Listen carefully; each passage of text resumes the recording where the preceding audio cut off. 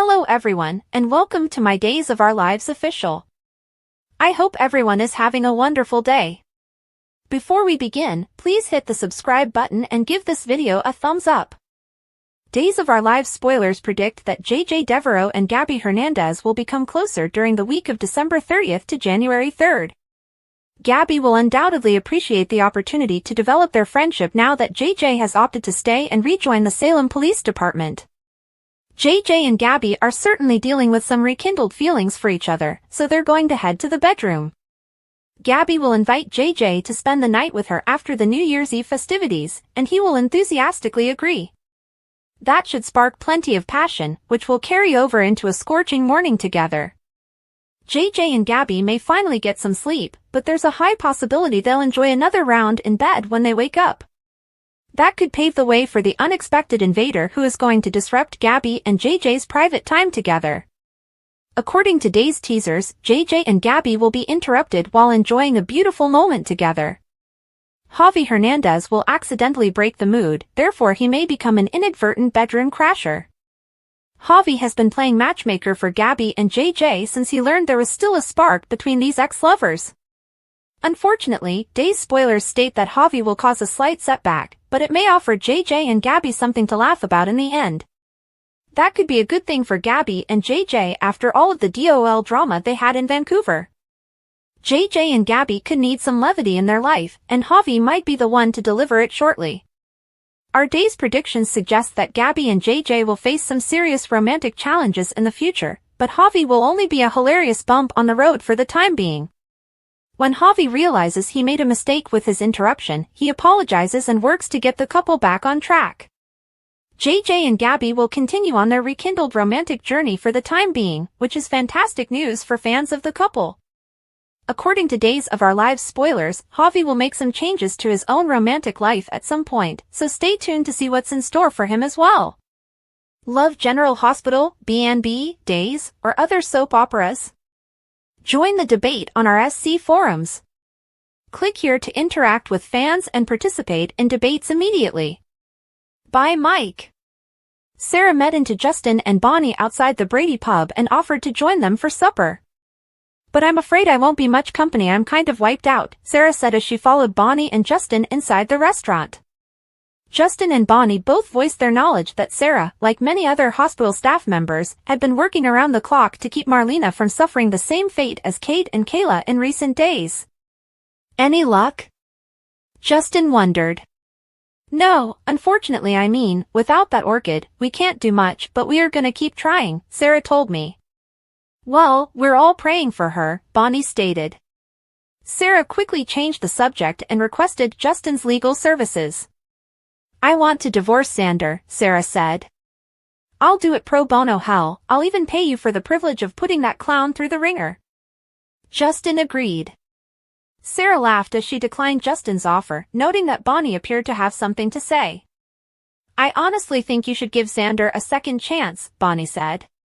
Now that I've had a chance to process everything and now that I don't see clowns everywhere that I look, I realize I've been a hypocrite where Xander's concerned, she said. What I did to Adrian was just as terrible, Bonnie concluded. Sarah contended that Xander's acts were far worse because they resulted in Susan's death, but Bonnie maintained that Ava was to blame for the tragedy. Maybe it's a delayed Stockholm syndrome, Sarah whispered to Justin. I know what that is, I saw a documentary and, believe me, this is not that, commented Bonnie. My wife has one of the biggest hearts of anyone I know, and, while I personally believe that she may be a little too charitable in this case, she may have a point, he told Sarah. I am not condoning what he did, but I can understand the position he was in, because I've been there, too stuck doing something you don't want to do but unable to see a way out, said Bonnie. Bonnie pushed Sarah to consider couples therapy first, and Justin agreed that there was no need to hurry to the last choice of divorce. Sarah looked at Justin and Bonnie in bewilderment, unable to comprehend the turn of events. Gwen went over to the roach-infested motel in search of Xander. You don't happen to have any libation on you, do you?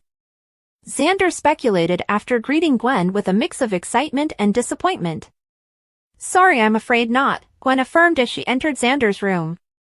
I ordered more booze to be delivered, but the liquor store must be walking it here from Scotland. Xander shouted in the apparent direction of the institution before following Gwen into the room, remarking that life was unfair. Are you just absolutely sloshed? Gwen wondered as Xander double-checked the room's booze stocks. Of course not, Xander assured Gwen, before gasping when he discovered a half-full bottle of whiskey. Gwen worried why Xander had wrecked the room and consumed many bottles of alcohol. Sarah's divorcing me, I'm heading back to the slammer, Xander proceeded to explain, forcing Gwen to intervene with a pledge to avoid the latter outcome. Xander called Gwen daft for refusing to make a deal with the cops. Xander admired Gwen's loyalty, but felt it would have to be rewarded at some point. Xander made a provocative offer to settle the debt, and Gwen was tempted but finally declined. Gwen dragged Xander into the bathroom, stating that they were going to wash away the odor of booze and defeat in the air before brainstorming ideas to repair their marriage. A little while later, Xander and Gwen exited from the restroom, dripping wet but completely clothed. Xander handed Gwen a clean shirt and began undressing. Gwen looked at Xander for a few seconds before returning to the bathroom. When Gwen returned from the bathroom again, Xander was only wearing boxer briefs. These trouser holes keep moving around, Xander lamented to Gwen while straining to get into a pair of trousers, just as someone knocked on the motel room door. Finally, it's the liquor store. Xander raved. You've had too much to drink, I'm just gonna tell em to get lost, says Gwen. Gwen opened the motel room door, still partly clothed, and discovered Sarah there on the other side. I knew coming here was a huge mistake, Sarah complained. This is not what you think, Gwen attempted to clarify. Let me explain, Xander started to urge. You two disgust me. Sarah spat before storming out, and Xander tried to follow but tripped on the jeans, which were still not securely fastened. Sunny entered the Kiriakis' estate and discovered Alex in the study. How'd things go with Stephanie? Sunny pondered. It's over, bro, I just lost the best thing that has ever happened to me, says Alex. Alex, who had already had 2 glasses of whiskey, continued to drink while telling Sunny more information. She just suffered a major loss, but give her time, I mean, once she's had a chance to process all of this, Sunny tried to argue near the end of the story. She's still gonna hate me, Alex prophesied with a sigh. Chad raced back to the Brady Johnson townhouse after getting a phone call from Stephanie. I apologize for making you come back over here, it's simply, Stephanie continued, I needed to speak with someone, and you were the first person who came to mind, before beginning to inform Chad that the mystery of the missed calls had been solved. Sunny told me only because he knew Alex would come over here and confess, Chad interjected, allowing Stephanie to finish screaming. Chad half-heartedly defended Alex at the end of Stephanie's story, admitting that it was natural for a person to desire to spend time with a significant other without fear of interruptions. If you had called about anything but my mom, I would have told you I was busy, but Alex didn't trust me to do that, so he took that choice away from me, and so I missed my last chance to say goodbye to my mom before she died, and that would have meant everything to me, Chad, and to her, and now, because of Alex, it's too late. Stephanie responded before breaking down in Chad's arms.